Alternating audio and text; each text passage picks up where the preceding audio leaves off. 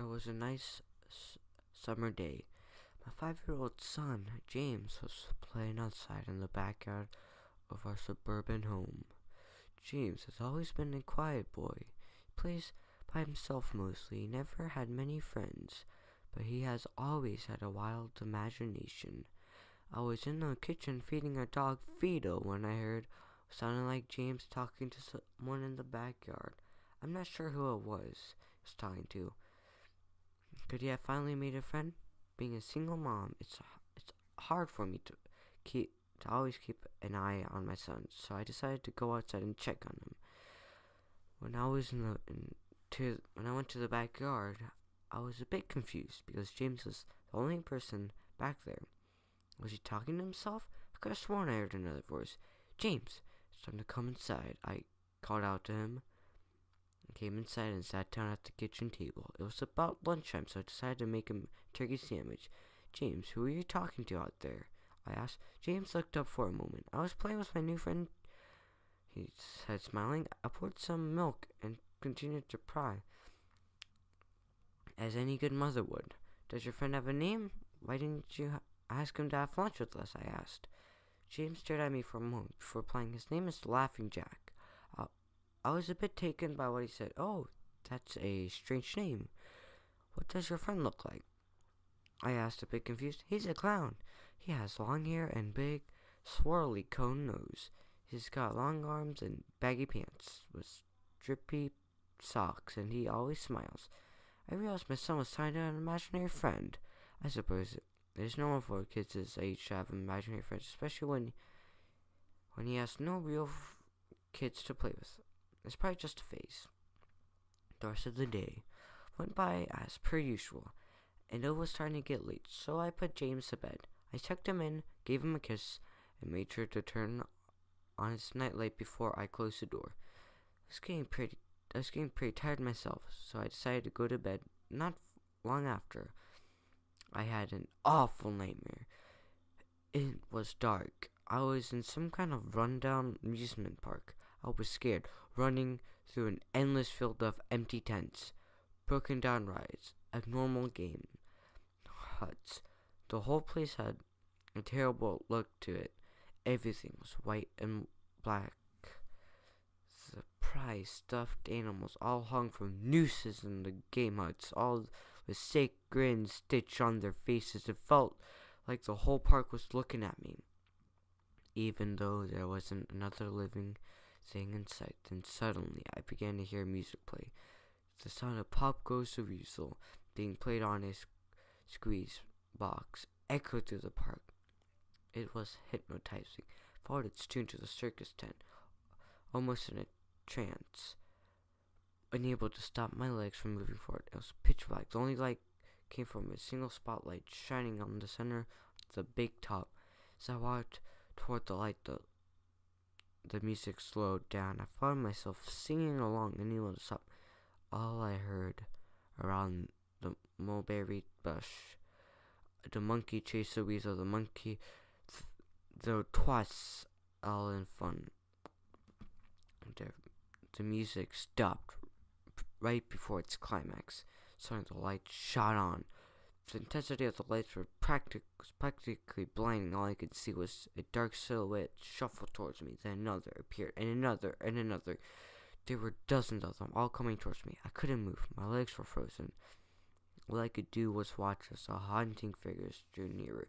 As they got closer, I could see they were children.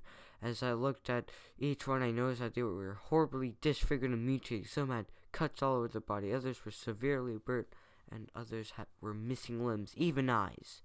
Children enveloped me, clawing at my flesh, dragging me to the ground, and tearing inside me. As the children tore me apart and I faded away, all I could hear was their laughter. Horrible, awful, evil laughter. I woke up in the morning in cold sweat. After taking a few breaths, I looked over and saw that a few of James' action figures were positioned facing me on top of my nightstand. I sighed. James had probably woken up early. Put these here.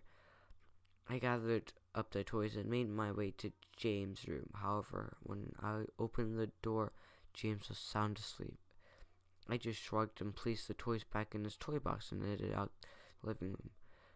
A little while later, James woke up and I made him breakfast. He was quiet and seemed a bit groggy, but I could see he didn't sleep well either. I decided to ask him about the toys. James, honey, did you put the toys in Mommy's room in this morning? His eyes shot up at me for a moment, then quickly glanced back down and said, Laughing Jack did it. I rolled my eyes and responded, well, you tell Laughing Jack to keep the toys in your room. Jack nodded and finished up his breakfast, then decided to go play out in the backyard. I went to relax in the living room, and I must have dozed off because I woke up a couple hours later. Crap! I need to check on James. I was a bit worried. It has been over 2 hours and I haven't checked on him. I took a step outside in the backyard, but James wasn't there anymore. I was getting nervous, so I called out to him, James, where are you?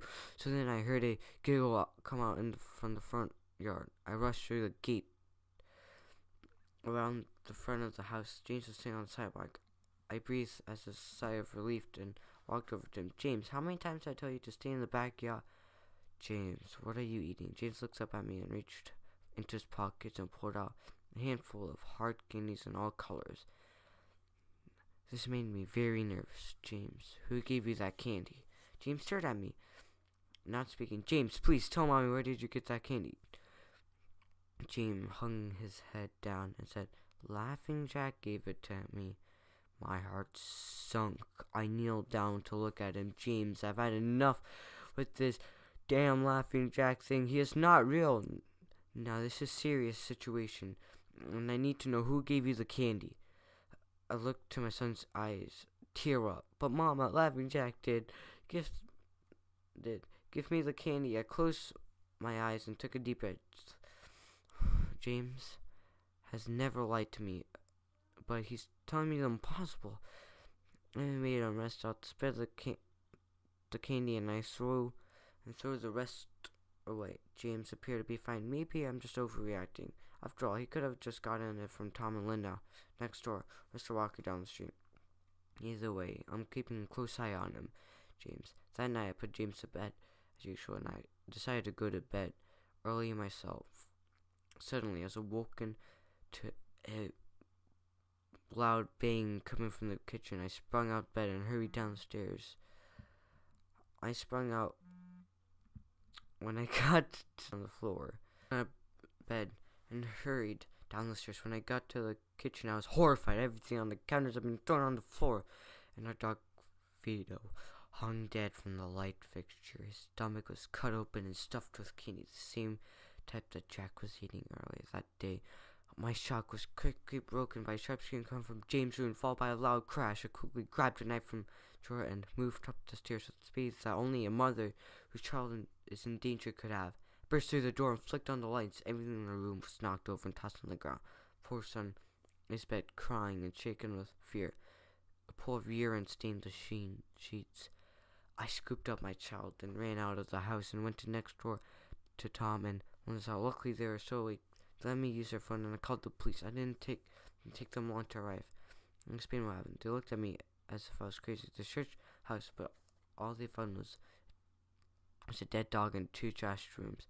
The officer told me that someone had probably got into the house and done this right before making a quick escape. When they heard me coming up the stairs, I knew it wasn't true. All the doors were locked, none of the windows were open.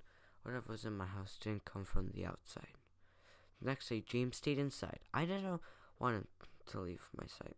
I went into the garbage and I found his old baby monitor and set up in his room. If anything comes into his room tonight, I was going to be able to hear it. I went to the kitchen and grabbed the largest knife from the drawer and put it on my nightstand. Imaginary or not, I'm not letting anyone hurt my little boy. Soon enough, night came. I put James to bed. He was afraid, but I promised him that I wasn't going to let anything happen to him. I tucked him in, gave him a kiss, and turned on the nightlight. Before closing the door, I whispered to him, "Good night, James. I love you." Tried to stay up as long as I could, but after a few hours I found myself drifting off. My baby would be safe for the night. I needed to sleep. Just lay my head on the pillow. I heard a soft noise come from my baby. I put on my nightstand. First it sounded like interference, like some kind of radio would make. Then turned on the sound. Was James asleep? Then I heard it, the laugh from my nightmares. Horrible laugh. I sprung up to my bed and grabbed the knife from under my pillow. I walked over to James' room and creaked the door open. I tried the light switch, but it wouldn't come on. I took a step and I could feel warm, thick liquid on my feet. Suddenly, James' light came on, and all I could see was absolute horror laid out on me. James' light was nailed up on the wall, the nails piercing through his hands and feet. His chest was cut wide open, organs hugged down from the floor. His eyes and tongues had been removed, along with most of his teeth. I was disgusted. I could hardly believe this was my baby boy. Then I heard again the soft desperate moans. James was still alive. My poor baby in so much pain, barely clinging to his eye. I ran across the room and vomited on the floor. But my sickness was in charge of this horrible cackle coming behind me. I sprung around and saw wiping bile from my mouth, and out the shadows emerged a fiend responsible for all the sores. Laughing Jack, his ghost white skin and mated black hair hung down to his shoulders. He had piercing white eyes, short nose, black rings. His twisted smile filled a row with sharp, jagged teeth, and his skin didn't look like skin at all. It almost looked like rubber plastic. He wore a patchy black and white clown outfit with striped sleeve socks. His body itself was grotesque. His long arms hanging down past his waist, and the way he posed made him look almost boneless, like a rag doll. He let out a sickening laugh, as if to let me know he was pleased with my reaction to his work. He then turned around slowly in front of James and began to laugh even more at the horrific sight he laid out. That was enough to shake me from my terror. I snapped, "Get away from him, you bastard!" I rushed at the monster, raising the knife above my head and stabbed down at him, but as soon as the knife touched him, he disappeared into a cloud of black snow. The knife passed right through and pierced James, so being splashing warm blood on my face. No, what have I done? My baby! I killed my baby! I suddenly fall to my knees and I hear sirens and distant. My boy, my sweet baby, promised I would protect you, but I failed. I'm so sorry. Please soon arrive to find me in the still waiting on the life court on trial for insanity. I was placed in the pyrophasis house in the criminally insane, where I've been past my. It was not so bad there. The only reason I'm awake now is because someone is playing pop because of weasels outside my window. I'll talk to orderlies about it in the morning.